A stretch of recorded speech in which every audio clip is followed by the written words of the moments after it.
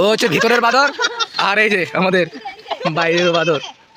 আমাদেরকে ছুঁড়ে না মারে, বাবরে রেগে গেছে। তো গাইস সবাই ওয়েট করো, মানে ব্লগটা দেখার জন্য, আর লাইক কমেন্ট শেয়ার তো অবশ্যই করবেন। Welcome back my new blog. So অনেকদিন পর একটা লং ভিডিও আপলোড করছি।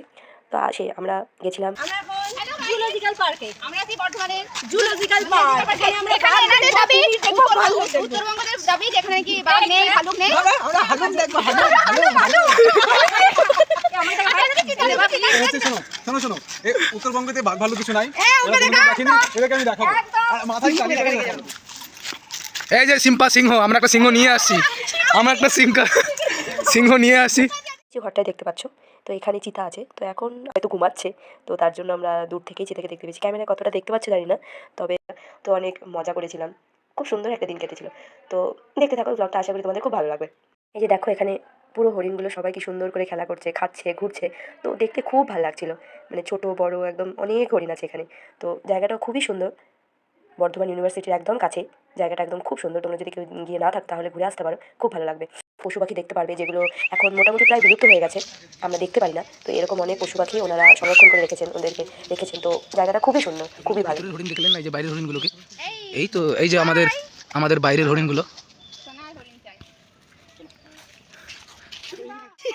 এই যে সব পোজ দেওয়া জ্যান্ত পশু।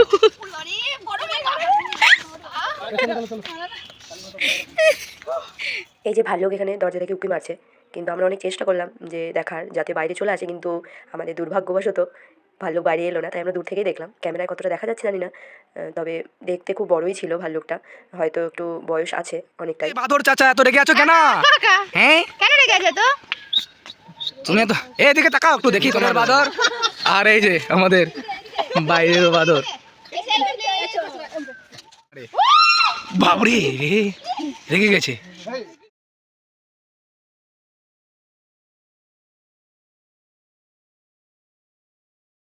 এই যে হচ্ছে শকুনি মামা, মামাশ্রী। এ রে মামা শুনে ফেলেছে। এর শকুন কটা আছে বলতো? তিনটে আছে শকুন, আর ওইদিকে ওটা চিল। হ্যাঁ, না এটা শকুন। আর শকুনের আত্মীয় স্বজনরা আপনারা তো দেখতেই পাচ্ছেন। আমরা শকুনকে দেখতে এসেছি। শকুনকে দেখতে আসে না, এরা সব শকুনের আত্মীয় স্বজন।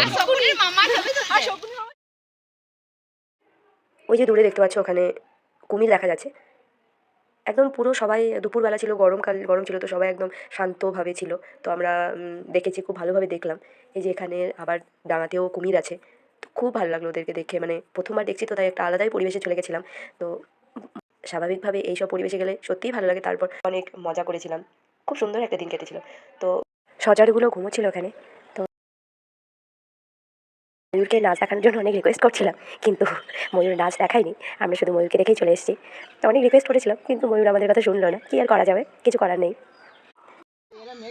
টোটো না প্লিজ, দেখবো তোমার একটু নাচটা দেখতে যাই প্লিজ। সবাই বলে আমি কিন্তু ওই জায়গা থেকে দূর পুরি